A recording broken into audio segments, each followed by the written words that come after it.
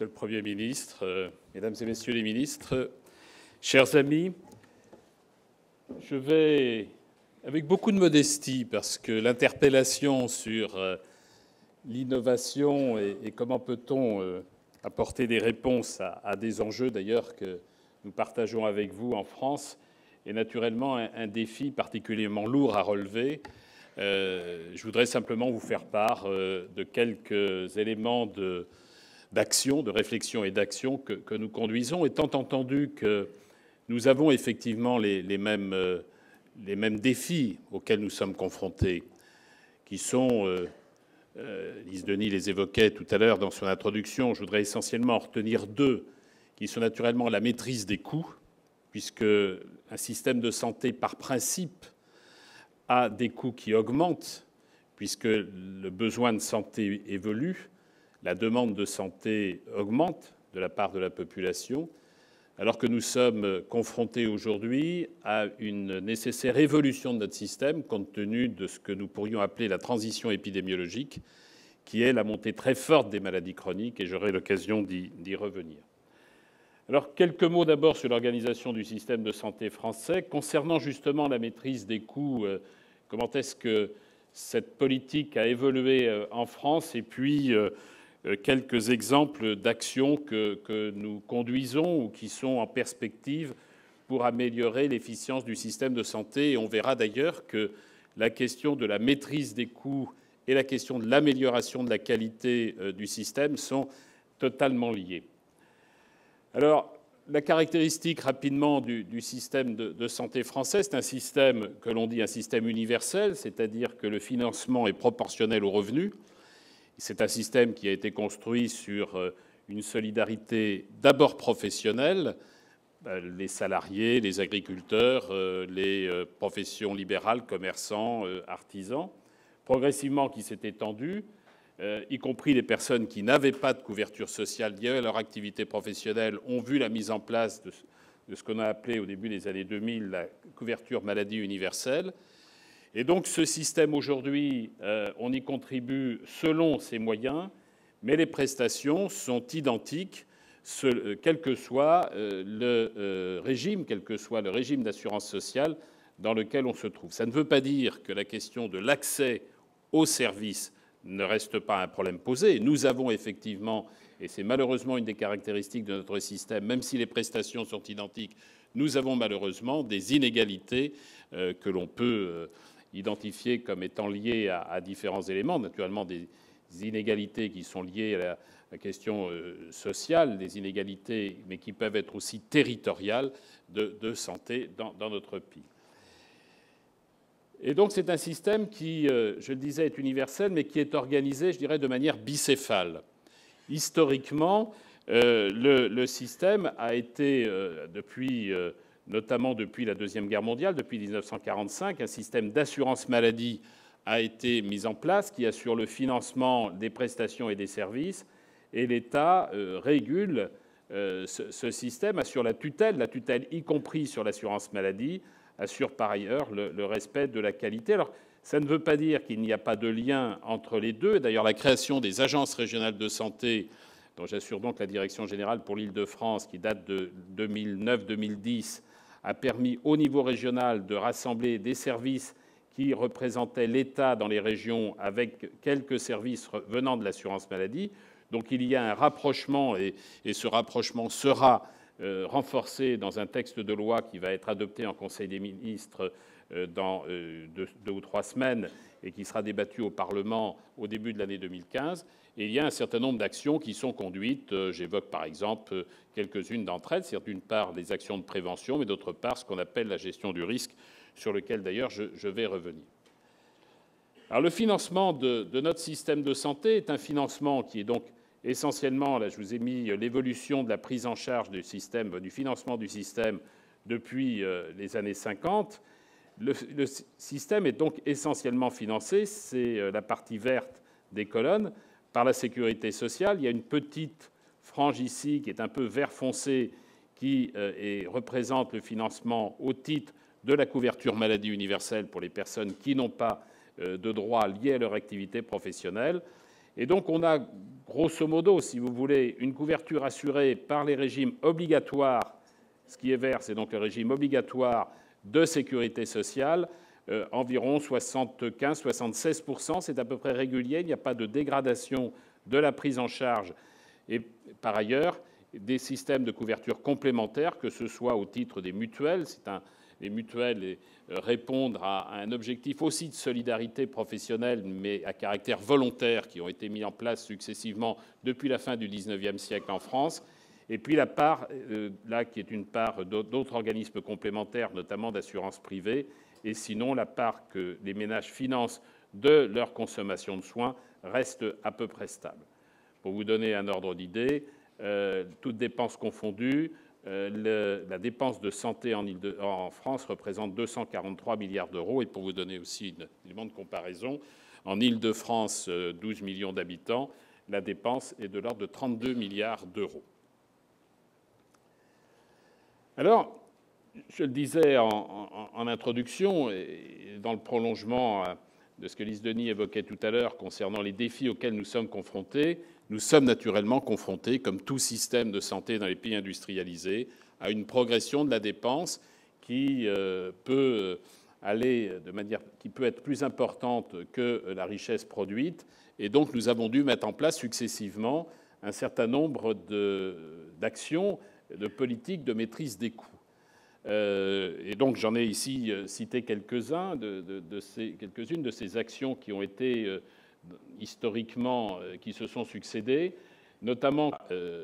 les établissements de santé publics, qui représentent la masse la plus importante de la dépense de santé dans notre pays, les hôpitaux publics. Pour limiter la progression de la dépense, dans les années 80, la moitié des années 80, a été mis en place un budget global, c'est-à-dire une attribution de dotation couvrant la totalité de la dépense de l'établissement et avec une limitation de cette augmentation du budget. Progressivement, un certain nombre de caractéristiques qui conduisaient à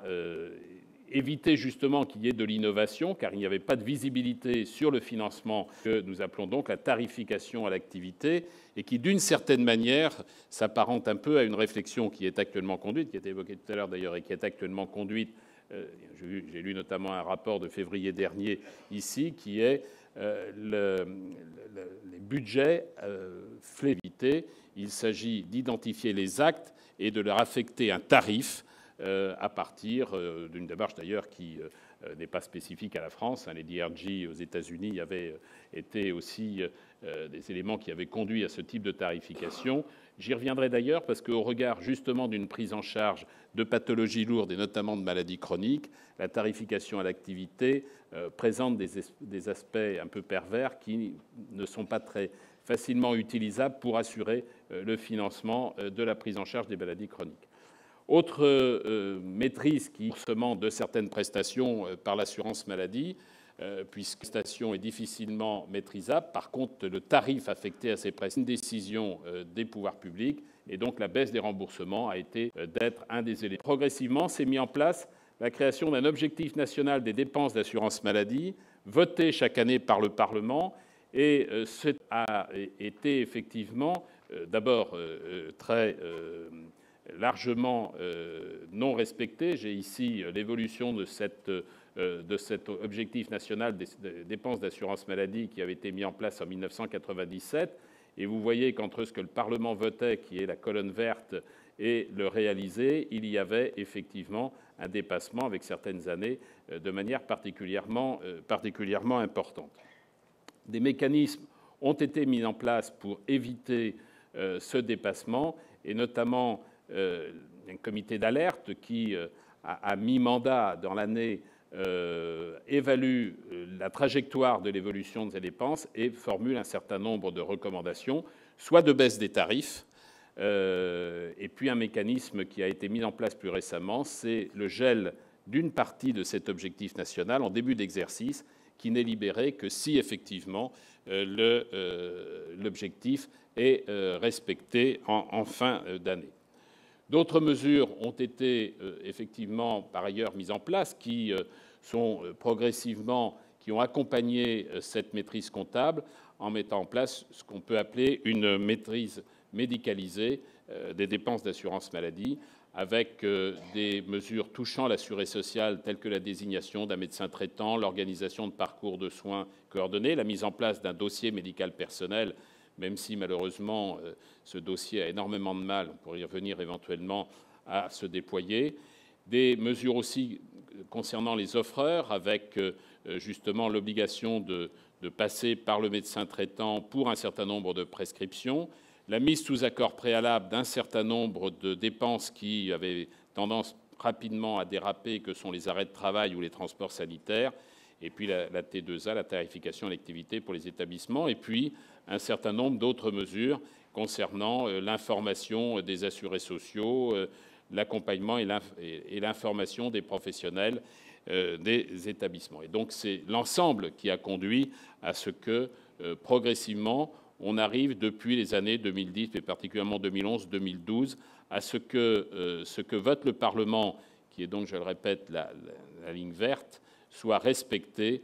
compte tenu de ces mécanismes qui ont été mis en place. Et en 2013, d'ailleurs, l'objectif national des dépenses d'assurance maladie a même été sous-exécuté. Il avait été prévu une augmentation de 2,7% par rapport à l'année 2012, et en fait, cette augmentation s'est limitée à 2,4%. Alors, de manière plus détaillée, un certain nombre d'actions qui sont effectivement conduites et qui répondent à cet objectif de maîtrise et d'autre part d'adaptation du système aux défis auxquels nous sommes confrontés, je voudrais les traiter sous 4 aspects, qui est l'amélioration de l'efficience de la dépense, l'amélioration de l'efficience des pratiques, l'efficience des organisations et l'efficience des investissements. Et là, je vais vous présenter très concrètement un certain nombre d'actions qui sont conduites en la matière dans notre pays. Tout d'abord, l'amélioration de l'efficience de la dépense. Avec l'assurance maladie, a été mis en place, dans le cadre d'un contrat d'ailleurs entre l'assurance maladie et l'État, ce qu'on appelle un programme pluriannuel de gestion du risque, dont l'objectif est d'aller regarder comment évolue la dépense, de conduire des actions avec ceux qui sont générateurs de cette dépense, c'est-à-dire les prescripteurs, c'est-à-dire les professionnels de santé, les établissements de santé, voire d'assurer des contrôles, d'identifier les pratiques et les prescriptions non conformes, voire de récupérer d'ailleurs sur les établissements de santé des dépenses qui auraient été générées et qui ne correspondent pas à des guidelines admis. Je pense par exemple à la chirurgie ambulatoire, je développerai un petit peu plus loin la question de la chirurgie ambulatoire, ou d'autres prescriptions, de contractualiser avec les établissements des objectifs de dépenses, je pense notamment aux médicaments, et puis d'accompagner les établissements pour atteindre ces objectifs. Et donc, j'ai mis ici, je ne vais pas m'appesantir sur cette liste, mais les 10 priorités qui ont été retenues, qui correspondent à des segments de dépenses dont nous estimons, nous, qu'il est nécessaire, dont les pouvoirs publics estiment que cette dépense n'est pas toujours justifiée, en tous les cas qu'elle mérite d'être regardée et qu'elle puisse faire l'objet d'actions permettant de limiter la progression de ces dépenses, mais en ayant la préoccupation, effectivement, de garantir la qualité des soins. Bon, pour prendre un exemple, je prendrais par exemple celui-ci, qui est les services de soins de suite et de réadaptation. Les services de soins de suite et de réadaptation, ce sont des services qui, après une hospitalisation qui a conduit à des soins aigus, ça peut être le cas d'une réadaptation cardiaque, par exemple, ou une réadaptation à la suite d'une intervention orthopédique, par exemple, la durée de service d'hospitalisation dans un service de soins de suite et de réadaptation ne mérite pas d'être prolongée au-delà d'un certain nombre de semaines. Il est nécessaire qu'il y ait une mise en place d'une prise en charge à domicile. Et donc, voilà un exemple où nous assurons un contrôle de ces durées d'hospitalisation en service de soins de suite et de réadaptation, et nous veillons, quand effectivement il y a des dérapages en la matière, soit à interpeller l'établissement en question si c'est nécessaire, et en tout état de cause, à travailler avec lui sur la sortie des patients de ces services de soins de suite et de réadaptation, D'autres exemples sur lesquels, si c'est nécessaire, je reviendrai, sont de même nature. Par ailleurs, un de nos autres objectifs est d'améliorer l'efficience des pratiques. Parce qu'une pratique professionnelle, même si elle s'inscrit dans une démarche de libre prescription, et c'est un des principes, en tous les cas, qui est réaffirmé en France, c'est qu'il appartient aux prescripteurs, aux professionnels, d'apprécier quelle est la meilleure réponse à donner aux patients. Il n'en reste pas moins qu'il est nécessaire que ces pratiques puissent faire l'objet d'un certain nombre de recommandations et qu'on s'assure que ces recommandations sont effectivement suivies d'effet. Nous disposons d'une haute autorité de santé qui a été créée en 2004 et qui évalue la pertinence de tel ou tel acte, que ce soit des actes directement de professionnels, que ce soit des modalités de prise en charge, des process de prise en charge, ou que ce soit des médicaments. Et les agences régionales de santé mettent en œuvre des actions qui tendent effectivement à ce que ces pratiques puissent faire l'objet d'améliorations permanentes de la part des professionnels ou de la part des établissements de santé, avec, par exemple, une procédure de certification des établissements de santé que nous travaillons avec la Haute Autorité de santé et avec les établissements de santé concernés. Un exemple d'efficience des pratiques qui est le développement de la chirurgie ambulatoire. La ministre de la Santé a fixé cette année à l'ensemble des établissements de santé l'objectif d'atteindre 50% de l'ensemble de l'activité chirurgicale réalisée en ambulatoire en 2016. Un rapport récent de l'Inspection générale des affaires sociales considère qu'on pourrait atteindre 63-65% en 2018. La France n'est pas particulièrement en avance en matière de développement de la chirurgie ambulatoire. Ça reste un objectif d'efficience sur le plan économique, à condition naturellement qu'on en tire les conséquences en ce qui concerne l'organisation des établissements de santé. Mais c'est aussi, et c'est d'ailleurs intéressant de le souligner, pas seulement un objectif économique. Je rappelle que le développement de la chirurgie ambulatoire est aussi un objectif de qualité de prise en charge des patients. L'évitement, par exemple, d'infections nosocomiales est nécessaire si on développe, est possible si on développe effectivement cette chirurgie ambulatoire. Et pour ça, nous conduisons un certain nombre d'actions avec les professionnels pour travailler sur l'organisation des établissements eux-mêmes, la sensibilisation des professionnels, la formation des professionnels concernés. Autre exemple aussi d'efficience des pratiques, c'est le développement de la télémédecine, même si c'est les limites parfois des démarches dans lesquelles nous sommes engagés, même si actuellement les actes de télémédecine sont considérés dans la loi française comme étant des actes de consultation, la tarification des actes de télémédecine tarde à être mise en place. Quand on parle de télémédecine, on recouvre différentes actions que sont, par exemple, les consultations à distance entre un établissement pour personnes âgées qui fait de l'hébergement pour personnes âgées et un établissement de santé, que ce soit de la téléexpertise. Nous conduisons, par exemple, en Île-de-France, une expérimentation actuellement d'expertise de pathologies dermatologiques en prison. Vous savez que la prison est génératrice d'un certain nombre de pathologies de dermatologie, et le transport, par exemple, en la matière, coûte particulièrement cher, alors que l'on peut effectivement identifier les problèmes posés auprès des personnes qui sont incarcérées en lien avec des centres spécialisés ou le développement de l'AVC, la prise en charge de l'AVC, l'accident vasculaire cérébral, puisque la prise en charge de l'accident vasculaire cérébral, qui doit être très rapide après la manifestation de l'accident, ne peut pas être identifiée et expertisée nécessairement sur l'ensemble du territoire dans un délai particulièrement rapide. Nous avons des centres experts en la matière répartis en Île-de-France, nous en avons 19 par exemple, et le lien entre les services d'urgence qui n'ont pas de centre d'expertise et les centres d'expertise est réalisé par la télémédecine. Voilà quelques exemples. La télésurveillance aussi, suivi d'un patient en distance. Voilà des démarches qui tendent effectivement à se développer, sous la réserve que j'évoquais tout à l'heure, c'est la difficulté pour le moment d'assurer le financement de certains de ces actes. Autre exemple aussi, peut-être plus anecdotique, mais pour vous montrer que, en fait, la recherche d'efficience et l'innovation, l'expérimentation peut porter sur différents aspects. Je cite ici la question de la réduction des escarres. Pour vous donner un ordre d'idée, en 2011, les escarres représentaient à peu près 700 millions d'euros de dépenses. Et là aussi, on voit bien que c'est une question d'efficience de la dépense, mais aussi une question de la qualité de prise en charge qui nous est posée. Amélioration de l'efficience des organisations avec la création d'une agence nationale d'appui à la performance des établissements de santé qui appuie donc les établissements pour la mutualisation de leurs moyens, l'optimisation de leurs processus, que ce soit concernant